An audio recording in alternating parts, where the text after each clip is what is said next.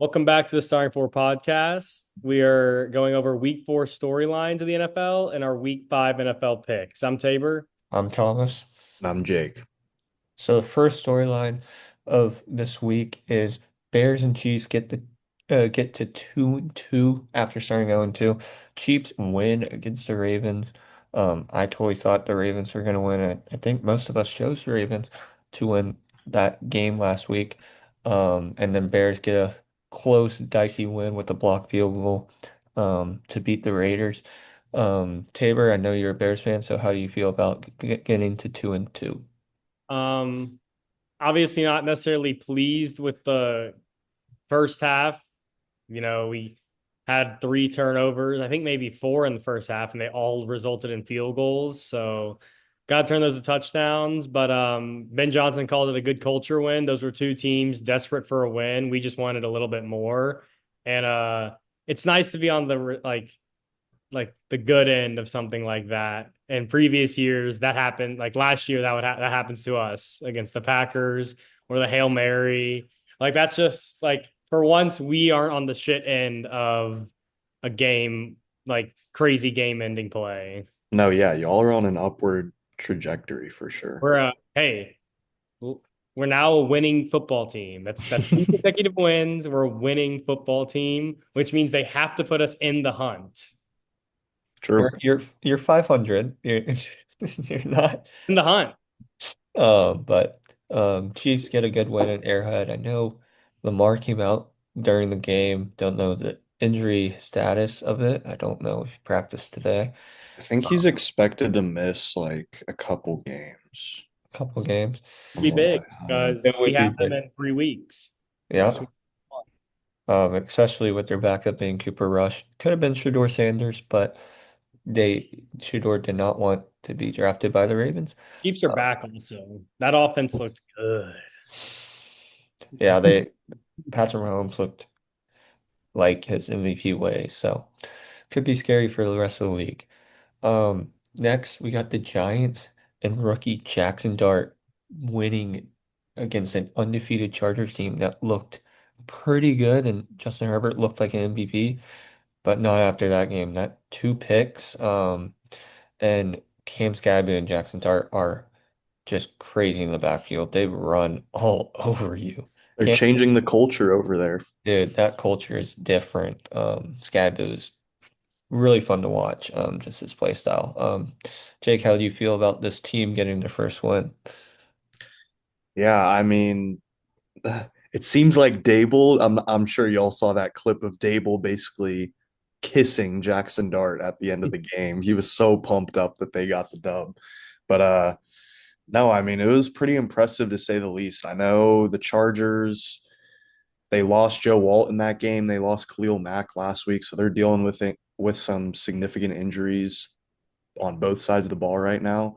But regardless, yeah, Dart's first start against a projected playoff team at the moment, like yeah, I think it was definitely impressive. He seemed to have pretty good command of the offense. I think he put his head down a little bit too much, kind of got knocked out of the game for a second, had to go get concussion protocol, but yeah, I'm excited to watch him.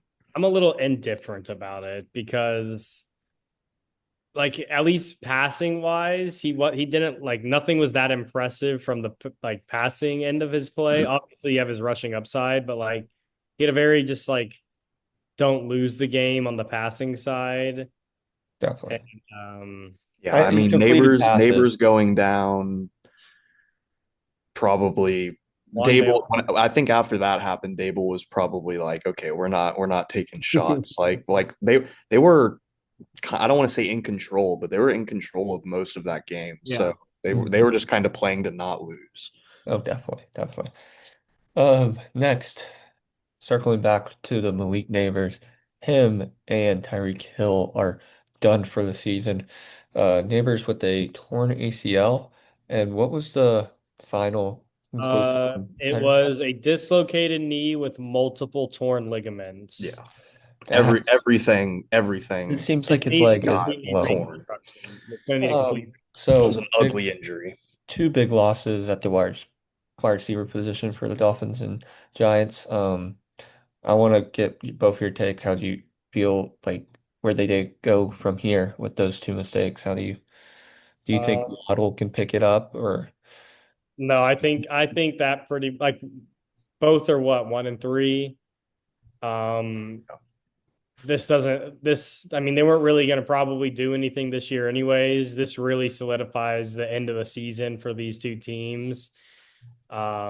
I think more so for the Giants than the Dolphins, just because the Dolphins have so many like just weapons on that team. Um, but yeah, I think Tyreek might be done. Yeah, it's going to be interesting is to see. His recovery is going to be I mean, what does he have? Two? Does he have 1 or 2 rings?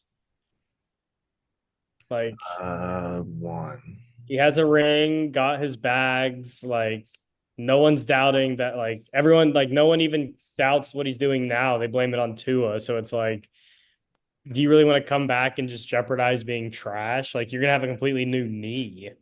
Yeah. see, I'm complete opposite. I think the Dolphins season is over. I still see the Giants because I think the Giants defense is really good. They're I want to say top 15 defense at least. Their D line with Kayvon is looking really good this year. Abdul Carter, Brian Burns, Dexter Lawrence, like their D line is insane. Corners picked it up. So it's like I feel like the Giants have a chance unless Jackson Dart just turns into a rookie self and starts turning the ball over multiple times. But like I feel like the Dolphins hurt a little bit more. Yeah, Malik Neighbors I think probably is better than Tyreek Hill right now. Um, but I'm a big fan of Wandale Robinson. Um, I need it. I need it. and then Theo Johnson, I've been a big fan of him coming out of the draft last year. So I think the I Giants are in a little bit of better The only situation. thing I'd like to add, kind of more on the specifically the Dolphins, is that with all the trade rumors and the off the field stuff that was happening with Tyreek this offseason, I was always kind of under the impression that if a team came calling for him, they were gonna listen to offers. And Mhm. so obviously that's off the table now with the injury, but you're already kind of planning for not having yeah, him. I've been, I don't want to say impressed, but for lack of better words, impressed with Malik Washington's role in the Dolphins offense through the first couple games. Like he's had a bigger role than I've expected. He's kind of been more of a gadget guy, but I don't want to say he's going to take over that Tyreek role, but I think he's probably going to take on a larger role overall. So I'm excited One to see him in a more full-time role. And then, yeah, Waddle should have a very safe floor in and out. So one thing we weren't planning on talking about, but I do want to talk about is what do y'all think about the Cam Ward post game comments? Dude, he's eh, just keeping it a buck. yeah, I you get it, but like you telling are the that truth, is but not you what you want can't. to see from your franchise guy I'm or your not franchise I'm guy. not surprised. I feel like that was him in college. Like he was always that type of person that shoot it straight and probably shouldn't have some at moments. Um, he's super talented. It's just the team around him's just not good. And it's like, um, I'm not surprised he said it. So yeah, terrible culture for the Titans right now. But they have a chance winning this week against the Cardinals. Just saying. No. But I think it could be a surprisingly high scoring game, but I'm not expecting, I don't know. I'm hoping that the Cardinals I, can I'm control this hoping game. I'm hoping too, but the McBride Cardinals, finds the end zone. dude, the Cardinals, I think No, it's the Michael most Wilson and Greg Dortch. Get it right. I think the Cardinals have the most injured players. Um, Yeah. and hopefully Will Johnson's back. I know he's been practicing, but let's get off the Cardinals topic. We can talk about that maybe later. But yeah, Cam Ward, he's a different human being. And then Shador Sanders. Do you see the The video? mimic, the miming that Yeah, was and so because he's cringe. got QB1 and he's starting up behind a um guy that's under 6 foot and lefty QB, like my boy from Yeah, Oregon. you'd He's be also playing if just you he's were in also Baltimore. just on the Cleveland Browns. You That's would be So playing if you were in Baltimore. yep, he would be. potentially true. So okay, done with storylines. Let's get into our week 5 picks. Last week was all right, not the best week. Tabor going 3-2-1. And then Jake and I both going 2-3-1. Hell yeah. Random tie. Let's go. Okay, first game on the slate. We got the 49ers versus the Ram on Thursday Night Football. 49ers, the usual, a lot of injuries. Mac Jones starting. Really, the only true starter is Christian McCaffrey. That's playing. And the Rams look great. Matthew Stafford, Puka Nacua is playing at an offensive player of the year level. Devontae Adams getting a touchdown a game. It feels like every game. With that being said, I think it's the Rams in this one. Yeah, the 49ers are just too beat up offensively. They're not. I feel like that defense isn't going to get a break for them. Like they're just not. The defense is going to be out there. Rams might have the ball for 30 plus minutes of ball time, and yeah, I think the Rams are going to win pretty handily. Yeah. I'm not expecting this game to be close. The Rams are healthy. That was the biggest narrative coming into the season was Stafford and I guess Puka, Devontae. But yeah, they're healthy right now. The 49ers are not. So yeah, give me the Rams. Yeah. Next, we got the Vikings versus Brown in London. Vikings coming off a um, international game last week against the Steelers. Could not stop Kenneth Gainwell. And DK Metcalf had a good game as well. But Vikings look all right. Put up some offense, defense struggled a little bit, but they got Jordan Addison back last week. Could have had a massive touchdown, but got stopped. Yeah, Um, still had a big game. So yeah, good first game back. yeah. And then the Browns. I don't know what to think of the Browns this year. Quinshon Judkins looked great this year, and then seems like they're starting Dylan Gabriel as the starter with news. So, with that being said, I'm going Vikings due to Dylan Gabriel starting and being his first start. So I actually was gonna go into this game with the Browns just because they've been just being a little sneaky. Like on defense, they looked good for a good half last week. Then obviously Detroit pulled away. I liked the Browns just as kind of just a sleeper, trying to get a point in the pick in our weekly pick records. But then I thought the Vikings have been already over the pond for now a week and a half. Like no, they're already like it's just they've been over there. They're really probably the better team. So I just went ahead and I would. And had they not been over there since last week, I probably would have gone with the Browns. But just their time spent over there, I think, is big, and it's just so much less travel. So I like the Vikings. No, I will say I'm taking the Vikings, but yeah, I've gone back and forth with a little bit on this game. Spread's 3.5 right now, which favoring the Vikings. Um, yeah, like you said, Tabor, they were played Pittsburgh and Dublin last week, so they've been overseas for over a week now. Should be fully acclimated, no jet lag or anything like that. Um, I think the Browns get in. They might get in tonight or tomorrow, but so I mean they'll obviously still have a few days. Um, but yeah, I think Wentz looked pretty good against the Steelers last week, albeit Steelers defense looked great, had like 6 or 7 sacks, and was able to just kind of do whatever we wanted. Ended up being too close for comfort, but we got the win. But yeah, I'm not expecting much out of Gabriel in his first start. I expect the Vikings defense at least to show up. So give me the Vikings. So Shador is QB3 still, right? I think so. So they really just flipped Gabriel and Flacco and just said, "Sorry, Shador." Yeah. Yep.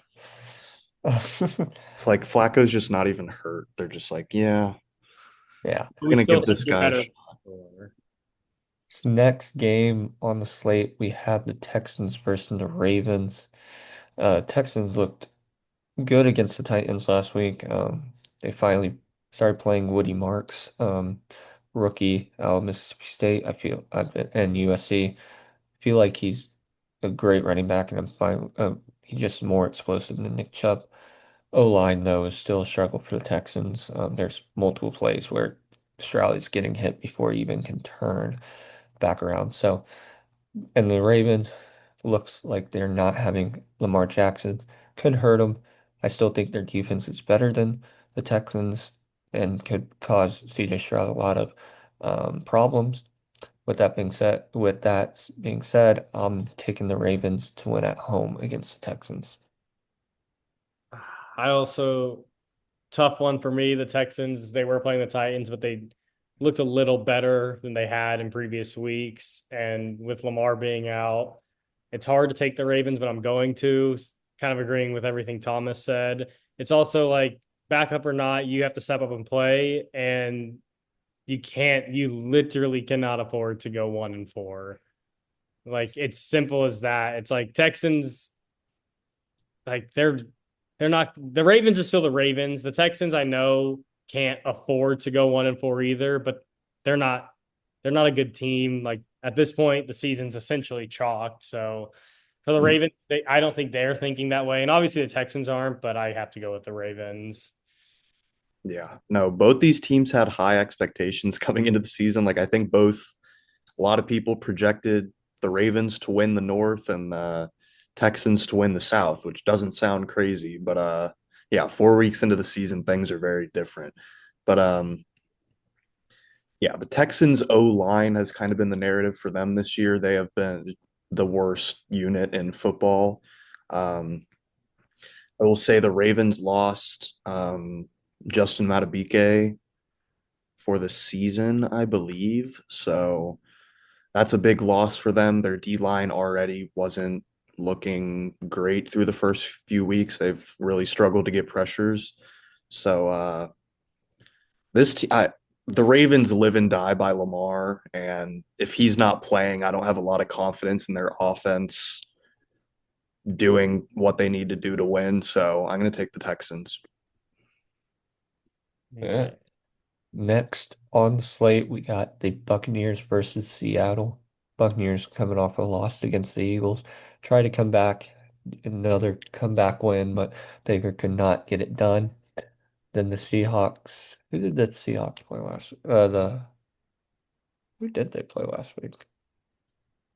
Oh. Cardinals. I'm stupid. Uh, they played the It was Cardinals. on Thursday night. It was so Yeah, long it was ago. it was a while ago. It was a Um, booty game. Seahawks looked all right against the Cardinals. Probably should have done it pretty much better, but JSM wasn't a factor against the Cardinals. And pretty surprising with his production over the first couple of weeks of the season. Feel like he could have a good game. Um, but Buccaneers get Chris Godwin back. They might not have Bucky Irving, so we'll see how that turns out. But with that, with that, I'll take in the Seahawks. I believe Sam Darnold is not a bad QB. It was seriously just the Jets. Um, and then Jason could have a really good game, and the Seahawks defense I think looks pretty good. Um, yeah, so Seahawks obviously look like a better team than I thought they were going to be this year. I thought Sam Darnold, we were going to see a little bit digression, which I think he hasn't played like he did with the Vikings. There's been some slip up games, but they still end up winning. I think he's had at least one game with multiple picks, but I think they won the week that he did throw two. But the Bucks are it's kind of a prove it game for them after getting just smacked. So Rashad White legacy game and give me the Buccaneers. This is a game I've gone back and forth a lot with. I think I saw a report that Baker didn't practice today. He's an absolute Iron Man, so I'm not expecting him to miss the game, but I'm tempering my expectations with them a little bit. Yeah, the Eagles kind of came out in the first half and did whatever they wanted, and then the Bucks just played catch up the entire second half and then came back and kind of kept it close towards the end, but yeah, was not really a competitive game. Um, I've been really impressed with the Seahawks defense thus far, and I'm not a Sam Darnold guy in any fame or fashion, but I think he's done his job, and that team just seems to be very well rounded. And in a matchup like this, I trust that. So give me the Seahawks. Yeah. Um, Next on the slate, we got the Commanders versus Chargers. Um, I don't know about Jaden Daniels' status as of right now. Let me check. I'll pull it up. Um, but Chargers coming off a brutal loss against a not good Chance to Giants. play. He will play. Medically cleared. Okay. So it looks like Jaden Daniels will play. But Justin Herbert didn't look so hot against Giants. They lost Joe Alt. They down some down some guys. They still look decent. Amari Hampton looks like the running back they drafted. Um, then QJ looks great. Lad needs to probably pick it up a little bit more. But Commanders get Jane Daniels back probably. Um, they need more performance out of their running backs. Their running backs haven't really done much on the year. We were expecting Bill to do something, but hasn't done much. Um, Terry McLaurin's still out, if I'm not mistaken. So I think I got the Chargers winning this one, beating the Commanders at home. Yeah, I also like that pick. I think the Chargers offense has impressed me a lot. And the 49, I mean, not the 49, the Commanders defense has just been a bottom half defense this year. And then with the question mark with Terry and still possibly Jaden, even though he's medically cleared, he hasn't been listed as playing yet. So, just with their offensive injuries and with the Chargers, I think better offense than their defense. I like the Chargers as well. Yeah, I will say side note, I do like the under on this game. I just think like we've said, both teams are dealing with injuries. The Chargers are down both of their starting tackles, so I'm expecting Herbert to still do his thing, but yeah, I could see the Commanders D getting to him a little bit more than usual. Um, Hampton has kind of been blossoming in front of our eyes over the past couple weeks since Najee unfortunately went down with the injury, but it's been wheels up ever since for him, and I am expecting that to continue in this game. So give me the Chargers. Okay. Second to last game on the slate, we got the Patriots versus Bills Sunday Night Football interdivision matchup. Patriots are coming off of a great win against the Panthers, blowout. Drake May looked great. Stephon Diggs looked good. That whole offense was really clicking. Defense looked great too. Um, and then Bills, Josh Allen leading in charge.